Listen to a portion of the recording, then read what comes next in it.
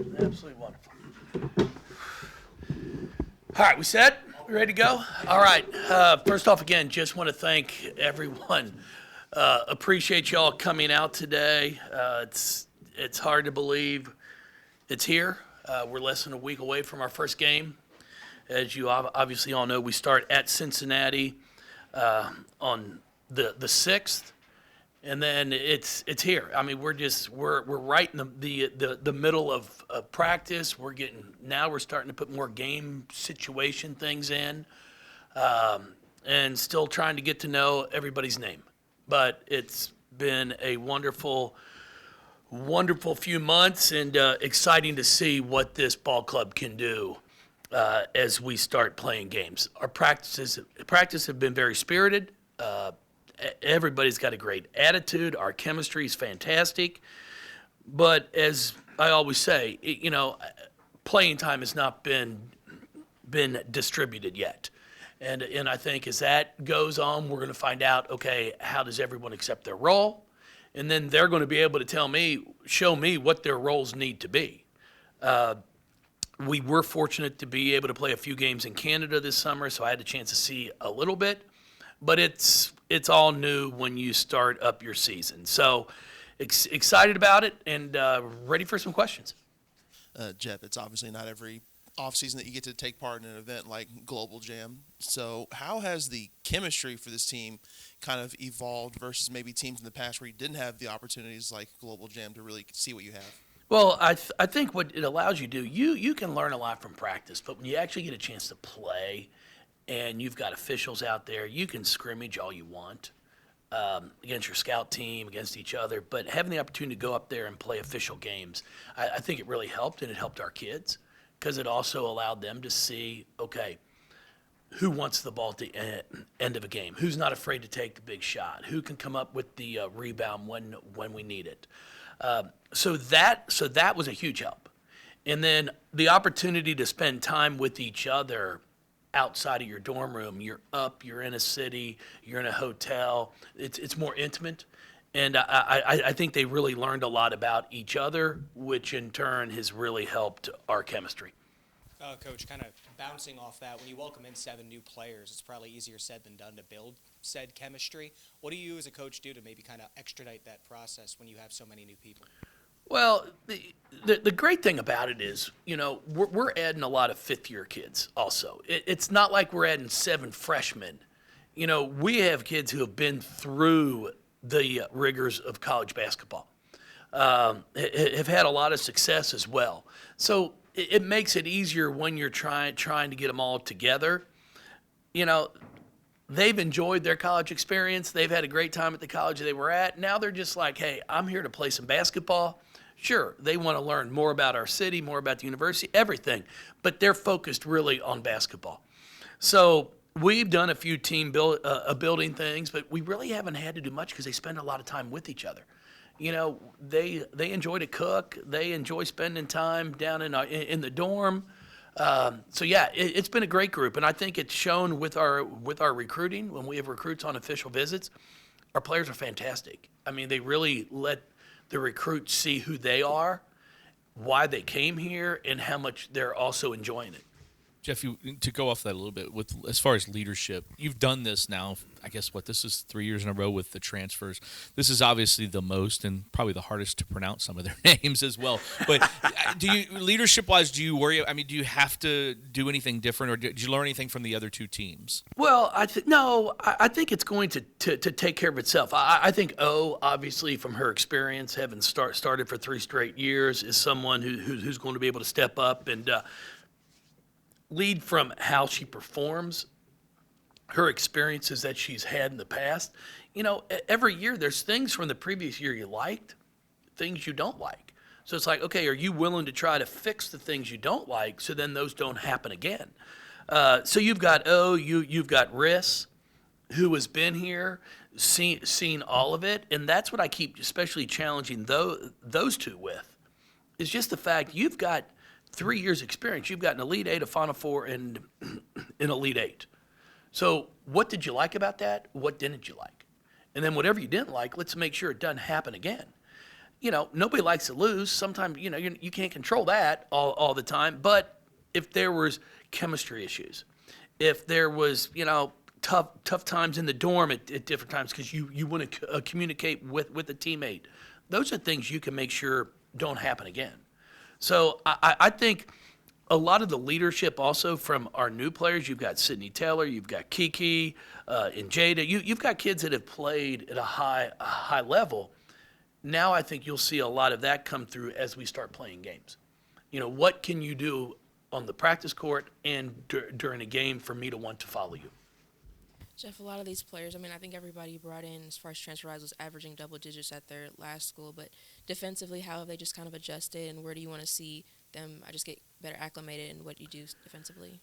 Yeah, we are working on both ends of the floor. I think we've gotten better at the defensive end, but I will say it's going to take ball games. It's going to take an opportunity to see kids because you come in here, you're taught to force the ball to the middle. We like to try to force it to the sideline.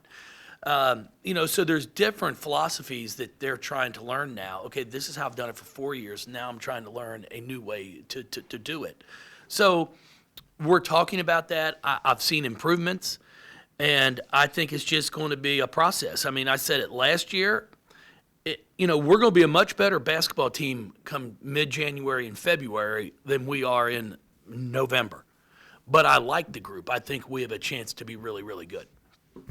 Jeff, when you're going through this team, when you said it's not a finished product, you're still learning this group. I guess, how do you approach and what's your philosophy with rotations and lineups and just trying to find the team that you want, especially when it is so many new pieces?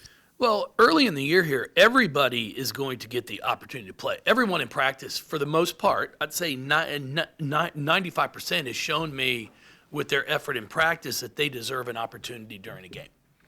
And then, like I tell them all the time, once you get in the game, now it's up to you what you do with that opportunity. I can't put you in and you turn the ball over 3 straight times, expect me to keep you in the game. I'm not expecting you to make your first 3 shots. If you take shots that are within the offense and shots you take in practice, I'm not the type of coach who's going to pull you out for missing a shot. Now, I want you to have common sense. If I've missed 3 in a row, maybe I'll look to get a teammate involved. Maybe I'll look to take a different shot. So we do talk about those things. I don't want my players going into a game with the pressure of, oh my God, I've got to do something right now.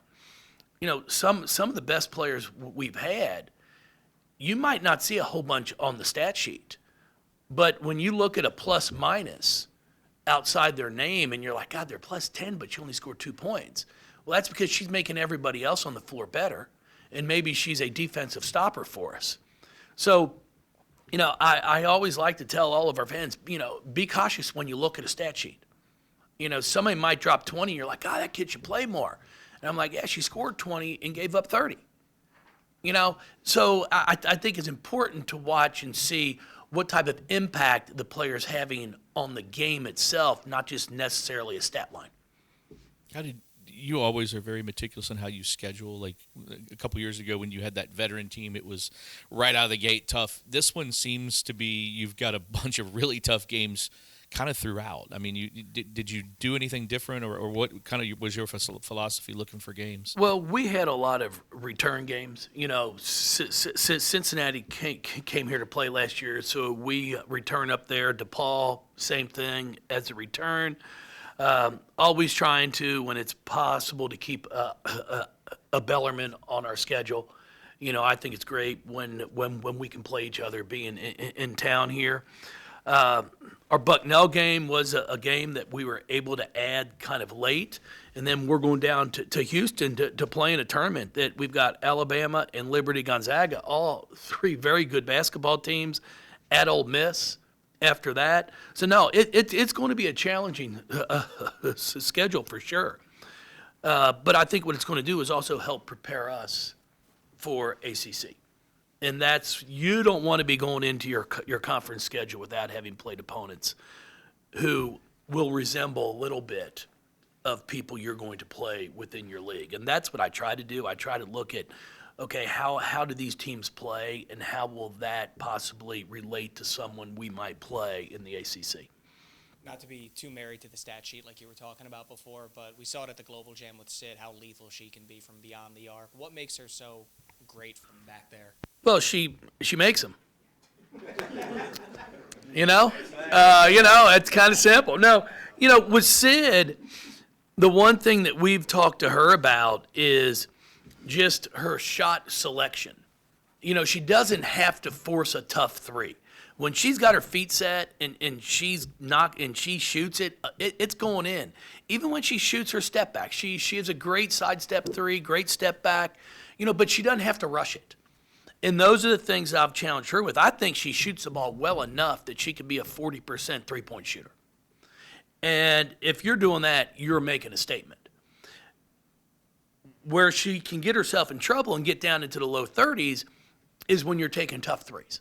And I don't think she has to do that because of the kids she's going to have around her. Up there in Canada, I thought Kiki did a great job, too, of just being a stat stuffer.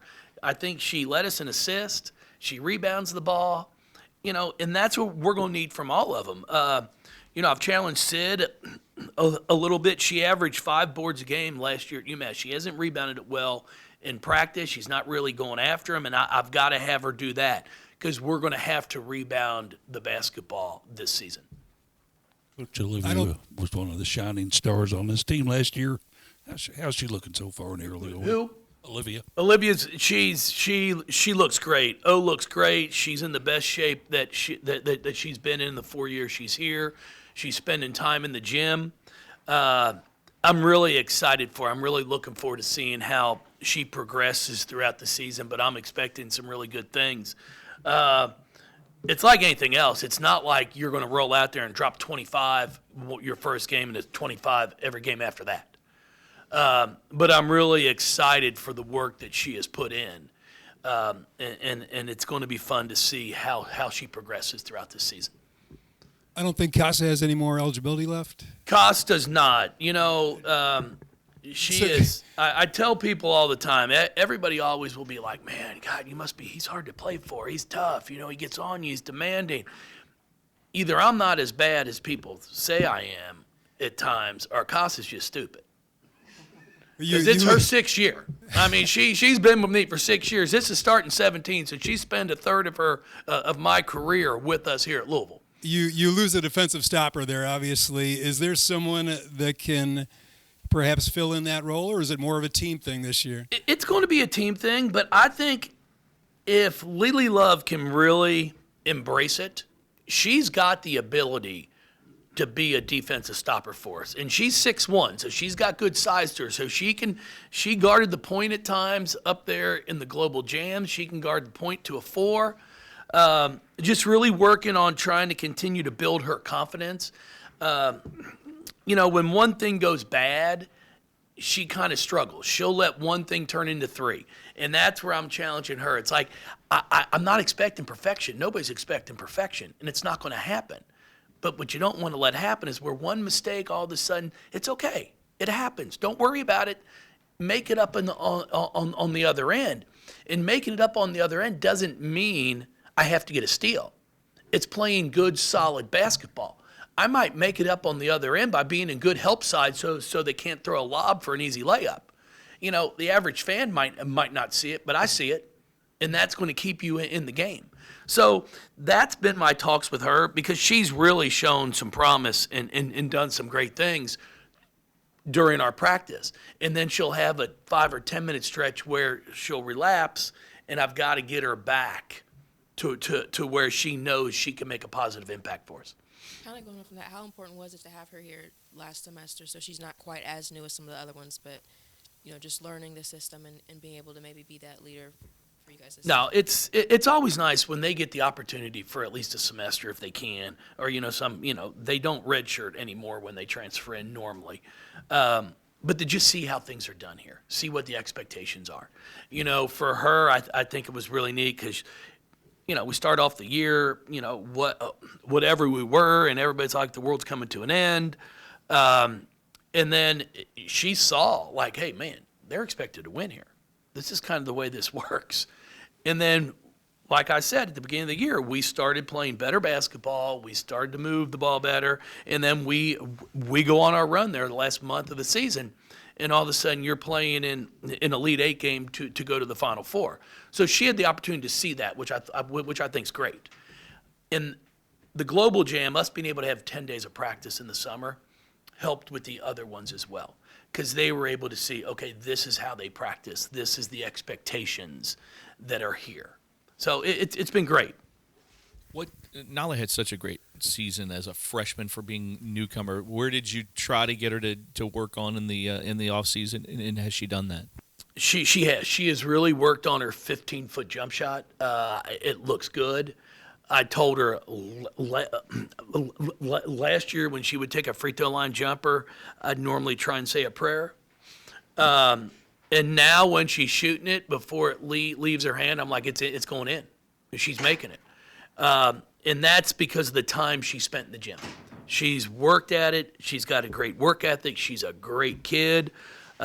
She's a joy to be around. I just told her the other day, I just wanted to see her smile more. You know, just to make sure you're enjoying the whole process. I want them to not only love the basketball part of it, but I want them to love the entire college experience, because it goes by so fast. I mean, Olivia Cochran's a senior, Marissa Russell's a senior. Sure, you can look back and be like, man, I love basketball. God, we had some great times together.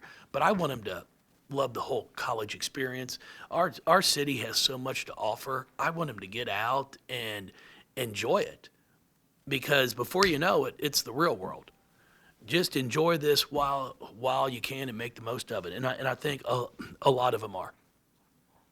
Coach, who has stood out to you the most, and how important to you is it to have players be able to make in-game adjustments themselves? Well, I've been really impressed with all of them at times. I think Nina Rickards has really, really played well. She had a great tournament up there in the Global Jam. She's practiced well. So excited to see how that translates into our game. She averaged 12 points a game at Florida, so she's played in the SEC. She's played against some really good teams. It's all Nyla, Sid, they've all had good weeks. Jada Curry's one that the past week and a half, I've been really pleased with how she started to attack and starting to play with some more confidence. It's the one thing I tell her to shoot the ball. I'm like, Jada, shoot it. I go, no coach ever had to tell me to shoot. They told me once, they weren't telling me twice. And she's such a good shooter, I need her to look to be more of a scorer. So, I've talked to her about it. I'm like, it's on you now, because I've given you the green light. Attack. If someone picks you up, they run two at you, then get off the ball. Get somebody involved. But really impressed with all of them. It's going to be a fun year. Is Sosa redshirt? She is a redshirt for sure. Yes. What have you seen with her, and then can you give us an update on Ella? Is she eligible? We are waiting still for the NCAA to come back to give her final clearance to play. She's able to practice. We've sent all the documentation into them. So yeah, I mean, Alif, as I've learned, I used to call her Elif. Now it's Alif. She's a sweetheart. She's a really talented basketball player.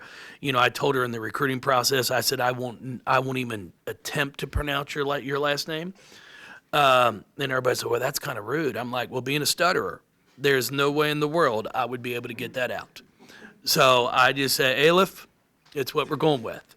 And she's great. Her family was great in the entire recruiting process.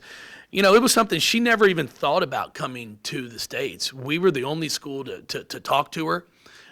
It was kind of like, I didn't even think it was an opportunity for her. Now, her sister played at Siena, but her sister came over here for high school. So Alif never even thought about it. And then all of a sudden, I had the opportunity to see her play in the under-20 European Championships and was just so impressed. I was like, hey, it's worth a phone call. So we are waiting on the final clearance for her. Outside of Alif, you don't have a true freshman on the roster. Did you just kind of just shake out like that? Was it by design? How did that happen? No, it's just how it happens. I mean, you're sitting here. It's like everybody's like, "Oh, you just recruit the portal." No, I don't. What's happened is when you're recruiting high school now, instead of having player one, you got player A, B, C, D in the past. So you might go 4 deep. I'm looking for player A. Okay, and if you're trying to fill 5 spots, so if you've got a 1 through 5, if my A player is my point guard, then you know what? I might take B or C as my 2 guard because I got A as my point, and then my 3 is B, 4 is A. Well, 5 I might take as my 4th option if that was the 4th one. It doesn't mean they're bad. They just might need a little more work. Well, now with the portal, you're really only going 2 or 3 deep normally because kids want to play now also. They want to come in as freshmen and play. Well, player D, my 4th choice was a kid that was going to need maybe a year developing. Well, a lot of them are like, if I'm not going to play, this isn't what I want to do. And I don't like it. It's just reality. But they'll go play someplace at a mid-major, someplace else. All of a sudden, they're first team all conference, freshman of the year, and then they're in the portal. I've got friends who recruit going, listen, you come here, you'll be first team all league by your sophomore year, and then go in the portal if you want. Which in some ways it's a brilliant idea, but it's hard because in every 2 years you're looking for somebody else. So it just happened that way because for this year's freshman class, the 24 class, so next year's, I'm hoping to sign 4 or 5 kids, okay? Well, I signed those 4 or 5, that's great. I don't know who's transferring until April, May. So it's impossible to say, well, I'm not going to sign any high school kids this year because I'm going to get 4 out of the portal. Well, what happens if nobody good goes in the portal? So it just happened. But it is, and for us, to be honest with you, I've said it all along and I'll keep saying, I'm going to be shocked. I think the portal's got 1 more year of being very active. That's because Olivia Cochran, Marissa Russell, that class is the last COVID class that gets a free year. If you go through all of our transfers, I think we've had maybe 12 in the past 3 years. I think either 8 or 9 of them would have never been able to transfer if it wasn't for COVID because they used all 4 years of their eligibility up. You're looking at Sydney Taylor here, Nina Ricketts, Kiki are 3 right there that would have never been able to transfer if it wasn't for COVID. They played 4 years. Look, there's always somebody who's late. I mean, someone they're both late. That's shocking. Is that because you guys had Jude's Bones outfit on this morning? Were you practicing on the green screen as well? Which is a huge hit for Halloween Day in the Walz house. My kids fly out of their bed to come with mom and dad so they can see what kind of outfit Jude's going to have on for when he does his weather. Oh yeah, it's big time.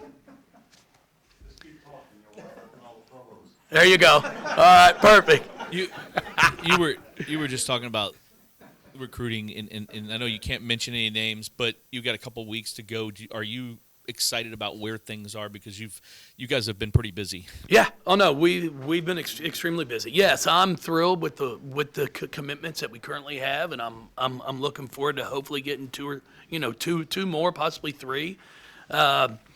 We'll just see how it all shakes out here. I mean, the last week here, week and a half, and there's one that I think will sign late. So we're just going to go through that recruiting process and wait on that. But I'm pretty sure everybody else that we're recruiting is planning on signing early. So we should know more here in the next week. Women's basketball is coming off a season that didn't just have like the most watched national championship game, but the most watched Elite 8, Sweet 16, so on and so forth. I guess how special is it to be a player in such a big boom for the sport at the moment? Well, I think it's great. I think what's special about us here at Louisville is it's been going on here for 10 years. We've always been the top 2 or 3 in the country in attendance, so our players know what it's like.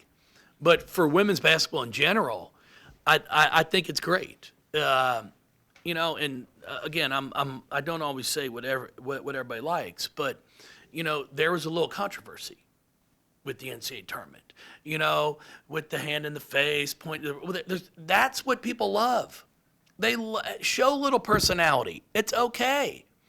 But unfortunately there are some that are like, oh, no, we need to, if I knock you down, I'm going to stop, pick you up, say, I'm so sorry, I didn't mean it. Would you like the ball back? But no, we need a little controversy. We need these players to be able to show their personalities on the court. Because I promise you, off the court, they're wonderful young ladies. On the court, let them show a little bit. They block a shot, tell them to get that out of here. I mean, it's okay. Now, I don't want them to get up right up in their face, stand over top of them, straddle them. No, you've crossed the line. But let them have a little bit of personality. The casual viewer is going to stop and watch. Like, man, this game, look at this game. It's getting good. There's nothing wrong. So, and you saw more of that, which I can say I think it was right there with why more interest. You started seeing more people watch. Like, okay, what could happen in this game? Not like it's WWE, but it made it exciting. So I'm hoping for another exciting season. I want players again. I always tell our kids there's a fine line between being confident and arrogant. I don't want our kids to be arrogant, but I want them to be confident. I want them. You knock down a three. If you want to put your three fingers up, whatever you do, that's great. But now don't miss your next six. I before I'd start doing stuff, I'd make sure I can back it up. But yeah, I mean the viewership was great. Jeff, you mentioned giving Jada the green light to shoot, saying that Sydney has potential to be 40% from three. I guess when you have so many different options, what's that process like right now of trying to figure out who gets the ball at what situations and knowing how they can contribute in other areas as well? Well, there's not really a who gets the ball when and where. I think the games and the situations, the flow of the game will take care of itself. What's going to happen, and what we've always talked about here, when we had Emily, you've got Kiana, just a list of kids that we've had that have played together. I mean, Emily was the fourth pick in the draft, and I think she averaged 14 points a game. Kiana was a early second-round draft pick, averaged 12. Like, you don't have to score 20 a night, but if you can show that you can play with other good players, that's what they want to see after college, because everybody is good.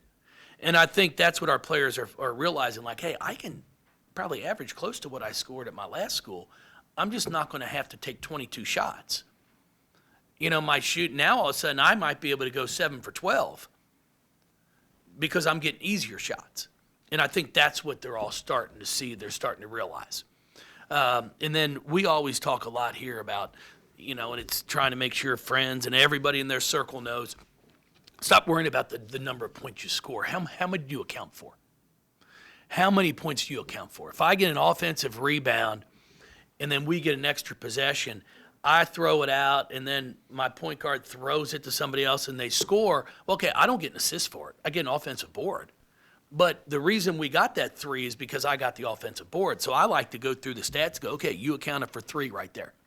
You've got 6 assists. Well, now you've accounted for 15 points, even though you were 1 for 4. You still had a huge impact on the game. And that's what I try to make sure our kids understand. Even if I set a great screen, we'll go through the film. I might get my teammate open by setting a great screen. Nobody's screaming and hollering, great screen, okay? But if that's what allowed us to score, then you've accounted for that. You've helped account for that 3. So I put those into a stat so our kids understand there's value, a lot of value in other things than just scoring a basketball. So I think a lot of these players are starting to see that they can have such a huge impact, and it doesn't just have to be putting the ball in the basket. Coach, with conference expansion right around the corner, some of your thoughts about the teams coming in? Yeah, I mean, you're adding three really good schools. You've got Stanford, Cal, SMU. Obviously we've played Stanford before.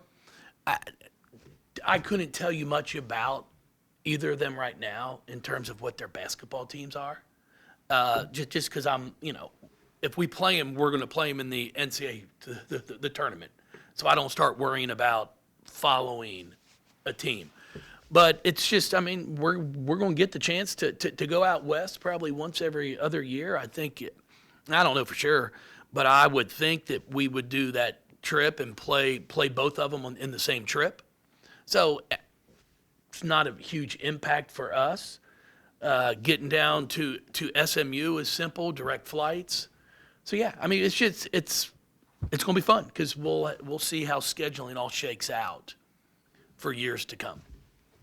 You're talking about points. You're replacing a prolific scorer in Haley. How is it by committee, or also how do you replace that go-to scorer down the stretch like she was? Well, I think you've got Jada, you've got Sid. Scoring the basketball is not going to be something I think we're going to have a bunch of trouble with. Coming up with some stops, rebounding the ball are the two areas that I really want to see us get better in. Now, I'm not saying we're going to drop 100 points a night, and there might be a game or two where the ball doesn't go in the basket, but I think we're going to be able to get good looks. But yeah, it's the next one up. It's every player, and I've said it since I've been here. Every player wants more responsibility every year. If you only played 8 minutes, I want to play 20, and then when you get to play that 20, sometimes you're like, oh shit, really? I'll take 12. All right, because it's more than you want. Like it looks easy until you get out there to do it. So I'm excited because some players are going to have more responsibility now, and now we're going to find out how do they handle it. But I'm excited because we do have some that have played and had that at the schools that they've come from. You mentioned at the tip-off, this is year 17. Yeah. When you look at it and think about that and where you come from the day you were interviewed until now, what are the thoughts that come through your mind? And then it's a little follow-up to have Steph here with you that whole time. The continuity has had to help, hasn't it? No, I'll talk about Steph first. Steph's amazing. There's not a better person that I can say I've been around just as a friend, as someone who you can count on. What I appreciate about Steph is Steph and her husband Jeff and her family, they have their own life too. And I can honestly say in 17 years, we've probably gone out maybe twice for dinner. Because I'm running around with my wife and my kids. She's got hers. And it's like, we don't need to see each other after work. We have such a great bond and relationship at work. Now, at night, if I need to call her about recruiting, great. And we've done staff stuff. But I'm just saying individually. But she brings, she's brought a ton of knowledge from the recruiting side of things when I first hired her. She's really good at communicating with the players. It's been great. Steph's been amazing, and I hope she'll continue to stay here for as long as they'll have us here. And then 17 years, it really is something I never thought would happen.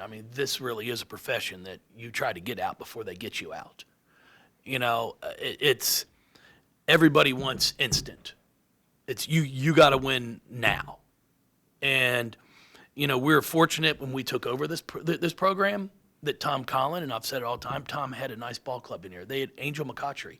It's not like I wasn't replacing someone who got fired because they lost a bunch of ball games. Tom Collin took the head coaching job at Arkansas. That allowed me to come in. Now, did we have to change some things? Did we do some different things? Yes. I'll never forget after our first Final Four in 2009, I called Tom and congratulated him, Tom Collin. I was like, hey, you had as much to do with this as anybody out here. Because Angel McCautry was here, Candace Bingham was here, Des Bird they had recruited. And Tom was great, though, and he really appreciated it. But he was funny. He's like, yeah, but I hadn't planned on Des Bird being my point guard.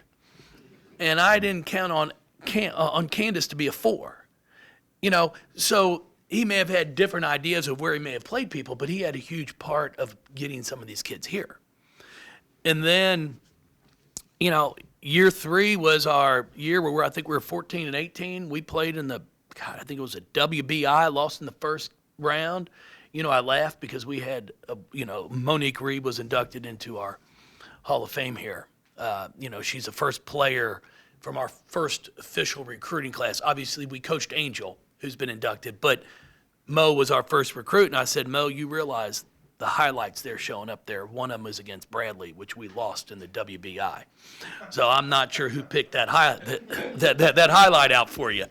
But no, and then we've just been able to continue to build things. And what I take so much pride in is, when Tom Jurich, when we sat down at the Marriott, he told me, he goes, I don't want a good basketball team once every 4 years. He goes, I want to have a program that people can be proud of. And I think we've done a pretty good job of having a program here that people can be proud of. Do we want to win a national championship? Yes. That is our goal. But you know what? That's not a goal at probably more than 15 to 20 programs. Reality. Because it's not, you just don't roll out there and be like, hey, I think we'll go to the Final Four this year. It takes a little luck. You got to get a good draw. There's a lot that's involved in it. And then what makes this sport so much fun is, and football, for the fact that it's not a best-of-7 series. The best team does not always win the national championship. It's a team that played the best that night. Your best team can get beat in the Sweet 16 in the whole tournament, but then they're out. But that's what makes March Madness March Madness. That's why it's so much fun. That's why people turn on that damn TV and sit in front of it and scream when all of a sudden a 16 seed upsets a 1.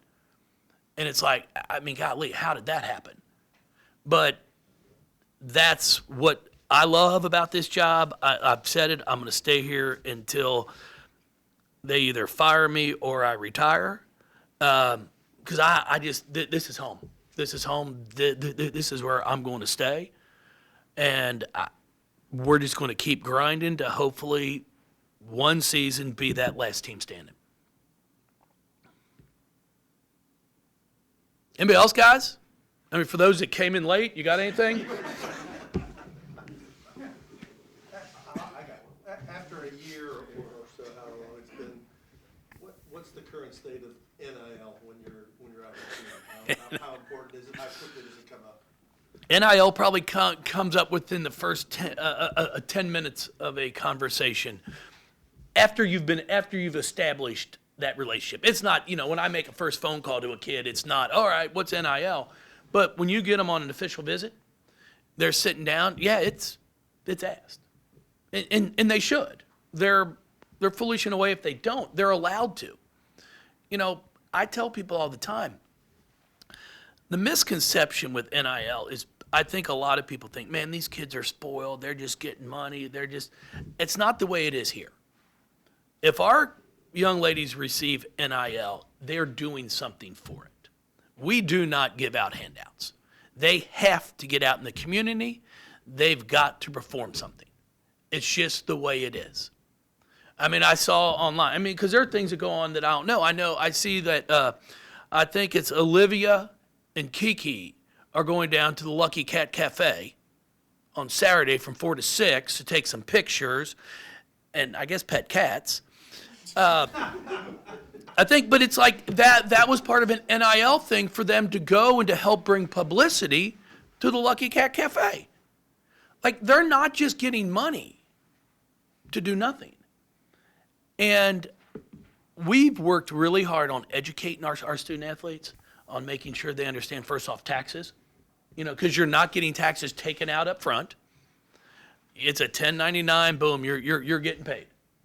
And then investing, how to save money. You've got players all over the country. We were just happy to graduate and not owe anything for college. Now you've got players that are going to have thousands of dollars with the possibility to put away, to possibly set themselves up. And that's what I think a lot of people don't understand. I promise you, we're not just throwing money at them, and they're like, let's go. I'm putting my pockets. I'm going to the mall. All right, they work for everything they are earning, and it's fun to watch, to see some smiles on the face when they're able to go out and they can buy a birthday present for a sibling.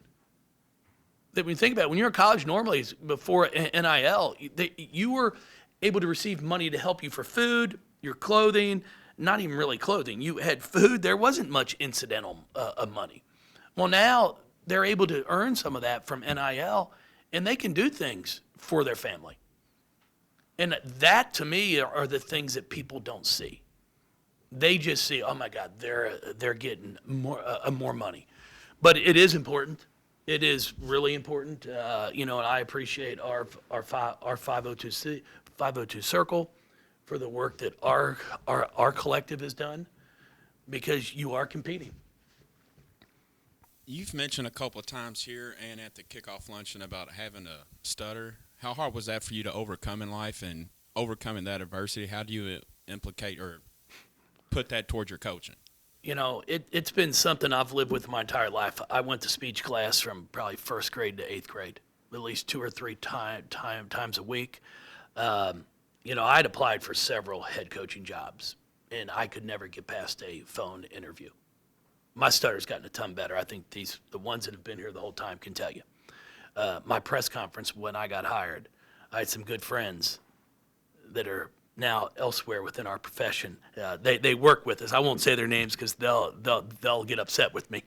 But they, after getting to know them, become good friends, they're like, man, Walz, I thought we hired Bozo the Clown. It's like, what the hell? I mean, because if you pulled up my press conference, if you went back on YouTube and pulled up my press conference when I got hired here, it was awful. Absolutely awful. We were at Cardinal Arena in the lobby, and it was like 110 degrees, at least how it's felt to me. I was sweating through my suit, stuttering up a storm. It was terrible. I couldn't get finished fast enough. But I could never get past a phone interview. I truly couldn't. And I was just really, really fortunate that Tom gave me an opportunity, and Julie Herman, where they were just like, come for a visit. I'm much better when I get to see a face. Talking on the phone, I don't know if you're paying attention. I don't know what you're doing. But when I can see you, I at least get some body language, eye contact, and it's easier for me. And then I've gotten to a point I just don't care. Which has made it easier for me. Because when you're sitting here worrying about, am I going to get this next word out? Forget sentence, because I know when I'm going to stutter. As I know when I'm coming to a word, I know when I'm going to stutter. I've gone down to our speech pathology lab, and the first few times I've been down there that I've gone, they're like, you're one of the best word changers that we have talked to. My first few years, what I used to laugh at, and I used to have to get our GAs within our sports information department, when they would dictate your press conference and put down everything, I'm like, guys, you don't have to put me stuttering. I'm like, can you give me a break? I know I did, but can you take the one basketball out and I only need to say it once. But see what I've done with for myself and some people, I've gotten some good emails from people and some interesting ones. I'm all about laughing. I am a huge believer. If you can't make fun of yourself, who can you make fun of? Okay? And I will tell you, because when I knew 17 years ago that I had these kids, and when I mean I had these kids that I knew they trusted me and they believed me as a coach, was on my birthday. And I've still got the card upstairs. Patricia Barlow, that brought down a manila envelope because they were too cheap to buy me a card. Okay? They cut it off, one F, and they wrote on it, and it said, happy 36th birthday, and they all signed it. But they handed it to me, and Patricia took 2 steps back and said, now you have to read it out loud. I said, okay.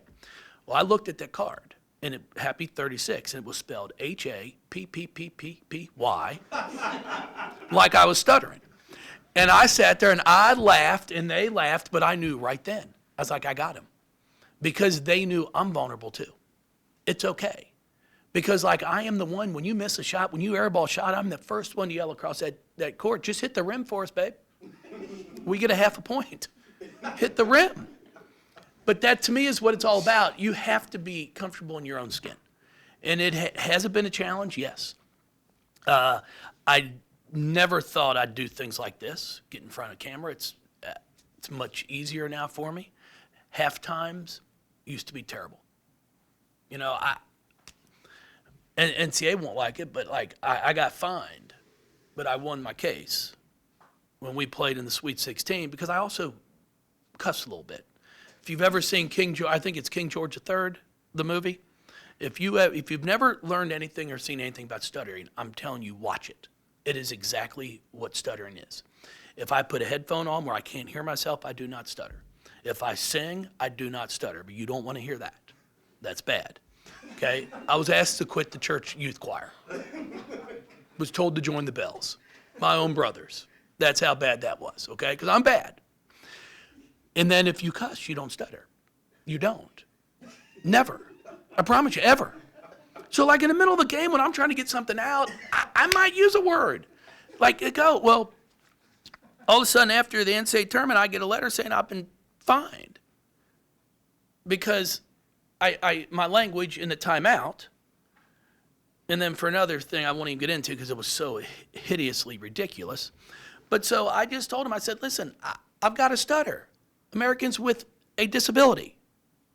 Yeah, I'm a stutterer. Now you're trying to tell me that I can't use word. I've only got 30 seconds. So I said, why don't you give me 45? The other coach gets 30. And then we're fair.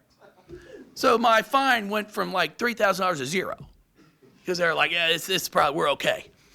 But it is what it is. So like in timeouts sometimes, it is funny because my players will not get excited. They'll be like, coach, relax, you're good.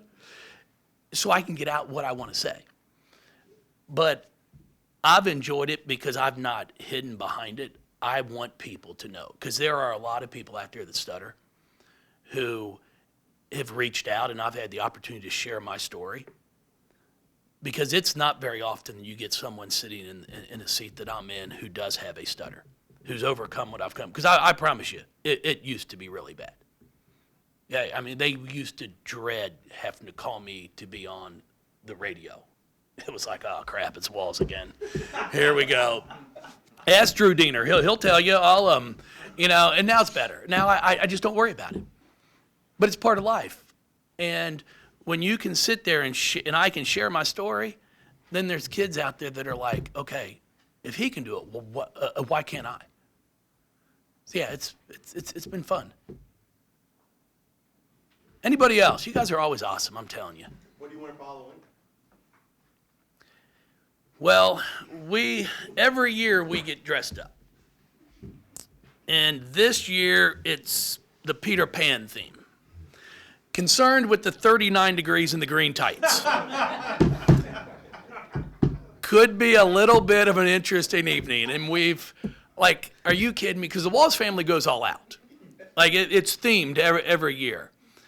And I'm like, at 39 with a little wind chill, are you kidding me? Could we not at least get 55? So yes, we will put out some pictures. It's one of the things social media I do okay with, not great, but we will put out our Halloween themed outfits. Yes. Thank you, everybody. You guys are awesome. I appreciate you, as always. Let's make sure we turn things off.